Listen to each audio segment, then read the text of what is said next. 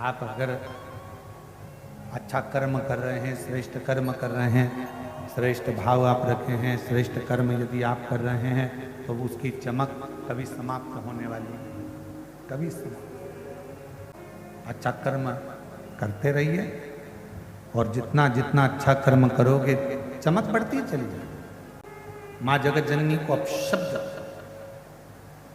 और गलत दृष्टि से अंधकासुर ने देख लिया। जब गलत दृष्टि से अंधकासुर ने देखा, क्रोध आया, भगवान शिव को काल भैरव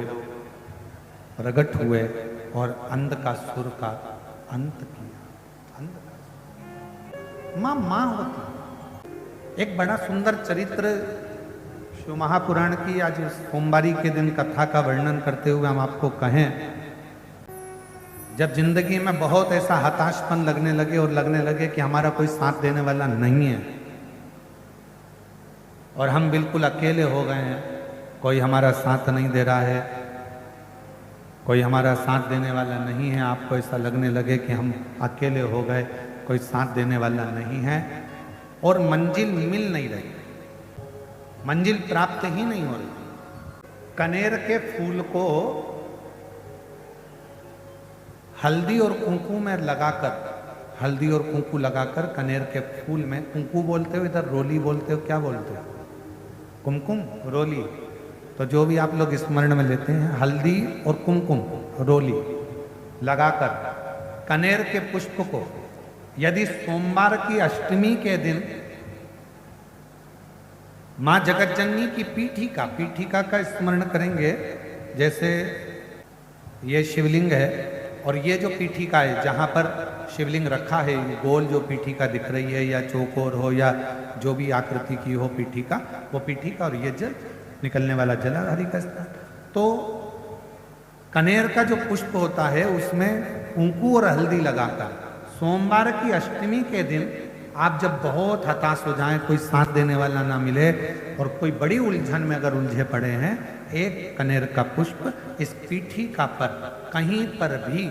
मां जगत जननी की पीठिका पर किसी भी स्थान पर, किसी भी स्थान पर मां तारा रानी का नाम लेकर एक बार अगर आपने सोमवार की अष्टमी के दिन पुष्प समर्पित कर दिया मां तारा देवी के नाम से, देवादिदेव महादेव और मां शक्ति की कृपा अपने आप होगी और वो कार्य सफल होकर ही रहेगा। उसमें सफलता मिलेगी ही, उसमें सफलता अपने आप मिलती चली जाएगी, उसमें सफलता आपको प्राप्त होती चली जाएगी। केवल एक कनेर का पुष्प, उसमें कुंकू और हल्दी लगाकर, कुंकू हल्दी को लगाकर कनेर के पुष्प में पीठिका पर, जो पीठिका है माँ जगत जननी दुर्गा भवानी का जो स्थान है, उस स्थान पर उस अंधकासुर ने गलत दृष्टि दी और वो गलत दृष्टि के कारण वह अंधकासुर मारा। शिव कथा कर रही है, भगवान शंकर का चरित्र कर रहा है। एक भगवान शंकर का श्रंभेश्वर अवतार हुआ शिव जी, और वो श्रंभेश्वर अवतार मेरे देवादिदेव महादेव ने नरसिंह भगवान के क्रोध को शांत करने के लिए, कि नरसिंह भगवान का जो क्रोध है वो शांत हो। शिव जी का जो श्रंभेश्वर रूप है, मेरी माताओं, अगर डॉक्टर कह दे कि किसी भी नारी या पुरुष के किसी भी शरीर के अंग में कोई गांठ हो गई और डॉक्टर ने कह दिया कि यह गठान का ऑपरेशन करना है, तो मेरा निवेदन है डॉक्टर के कहने से ऑपरेशन कराओ, मना नहीं, पर डॉक्टर से 2 दिन 5 दिन मांगना कि ऑपरेशन 2 दिन बाद या 5 दिन बाद या 10 दिन बाद या 15 दिन बाद हम करा लें, ऐसा विनय करना उनसे। और कलश के अंदर जो भगवान देवादिदेव महादेव को जल चढ़ाने के लिए जा रहे हो, शिव जी के जल चढ़ाने के लिए जा रहे हो, उस कलश के अंदर थोड़ा सा गंगा जल उस कलश के अंदर डालिए और एक चावल का दाना अपनी हथेली में रखकर कलश को हाथ में पकड़कर श्रंभेश्वर महादेव का नाम लेकर दक्षिण में खड़े होकर उत्तर की ओर, जहां से जलाधारी का जल बहता है, दक्षिण में खड़े होकर उत्तर की ओर मुख कर कर शिव को समर्पित करो श्रंभेश्वर महादेव के नाम से। चावल का दाना बाद में समर्पित करो। उसी चावल के दाने को, चढ़े हुए चावल के दाने को, एक बेलपत्र को लेकर आ जाओ। बेलपत्र सुबह के समय और चावल का दाना शाम के समय उसको चबा चबा कर खा लीजिए। और उसके बाद में 4 दिन बाद जाकर वापस जांच कराइए। जो गठान होगी वो श्रंभेश्वर महादेव के नाम से धीरे धीरे गलना प्रारंभ हो। श्रंभेश्वर महादेव का, फिर से बोलो, कौन से महादेव? श्रंभेश्वर। मेरे शंकर भगवान ने नरसिंह भगवान के क्रोध को समाप्त करने के लिए श्रंभेश्वर महादेव का रूप धारण करा था, श्रंभ पक्षी। और श्रंभेश्वर महादेव की अर्चना, श्रंभेश्वर महादेव की आराधना, श्रंभेश्वर महादेव की अर्चना, आराधना स्वयं नरसिंह भगवान ने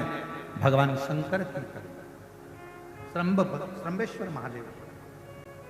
और कोई तुमसे पूछे क्यों ये श्रंभेश्वर महादेव का ये वर्णन आपने बताया, ये कौन से पुराण से बताया? तो उसको लिंग पुराण की कथा में से, और थोड़ा सा वर्णन इसका मिलेगा कूर्म पुराण की कथा में से। श्रंभेश्वर महादेव का, श्रंभेश्वर महादेव का नाम, हम तो कई जिन बच्चों का दिमाग थोड़ा सा काम नहीं करता, या बच्चों के मुंह से राल बहती रहती है, या बच्चे का हाथ पैर या शरीर चल नहीं रहा हो, शरीर काम नहीं कर रहा हो, डॉक्टर ने कह दिया ये कभी नहीं चल पाएगा, हम उसके लिए भी कहेंगे माताओं से, देसी गाय का दूध, ज्यादा नहीं, 1 किलो 2 किलो नहीं, शंकर भगवान को देसी गाय का दूध 1 चम्मच में भी अगर 2 बूंद भी आप शंकर भगवान को श्रंभेश्वर महादेव का नाम लेकर चढ़ाएंगे और उस दूध को वापिस चम्मच में लेकर आएंगे और उस बच्चे को चटाना अगर श्रंभेश्वर महादेव के नाम से चालू करेंगे, बच्चे की अगर राल बहती होगी, हाथ पैर से अगर बच्चा विकलांग होगा, धीरे धीरे उसका शरीर काम करना प्रारंभ करेगा यदि श्रंभेश्वर महादेव का नाम लिया। श्रंभेश्वर, श्रंभेश्वर, ये कथा जो आप और हम श्रवण कर रहे हैं भिलाई से, ये कथा तो कल सुबह 8 बजे से 11 बजे तक होगी और टीवी पर वही 1 बजे से 4 बजे तक। पर इस कल 5 तारीख को विराम होगी, 6 तारीख को बाबा की कावड़ भराएगी प्रदोष की सुबह 9 बजे सीहोर सीवन नदी के तट से कुबरेश्वर धाम 11 किलोमीटर तक। फिर 13 तारीख से 17 अगस्त तक 5 दिवसीय शिव महापुराण की कथा हैदराबाद में 1 बजे से 4 बजे तक पूरन संस्फारण गगन पहाड़ शमशाबाद हैदराबाद तेलंगाना में होगी, जिसका समय 1 बजे से 4 बजे तक रहेगा, जिसके यजमान परिवार श्री ब्रज गोपाल जी भूतड़ा परिवार हैदराबाद से रहेगा, जो इस कथा के यजमान परिवार। 5 दिवसीय कथा वो रहेगी। फिर सीहोर की जो अग्रवाल महिला मंडल की कथा है वो 1 सितंबर से 7 सितंबर तक 7 दिवसीय अग्रवाल धर्मशाला में रहेगी 2 बजे से 5 बजे तक। वो टीवी पर नहीं आएगी और सोशल मीडिया पर भी नहीं आएगी वो कथा, क्योंकि हमारी गादी की है, जगह कम रहती है, इसलिए जो गादी के सुनने वाले हैं, जो हर साल वहाँ सुनने आते हैं, वो लोग वहाँ आते हैं, वो सुनते हैं और अपने घर जाते हैं। शिव तत्व की प्राप्ति। श्रंभेश्वर महादेव भगवान शंकर का एक रूप है, जिसकी आराधना, जिसकी अर्चना स्वयं नरसिंह भगवान ने। और यदि आप लिंग पुराण पढ़ेंगे तो लिंग पुराण में श्रंभेश्वर महादेव का जब वर्णन पढ़ेंगे तो उसमें वर्णन आएगा कि नरसिंह भगवान ने बड़े भाव के साथ, नरसिंह भगवान ने श्रंभेश्वर महादेव की अर्चना, आराधना बड़े भाव के साथ, बड़े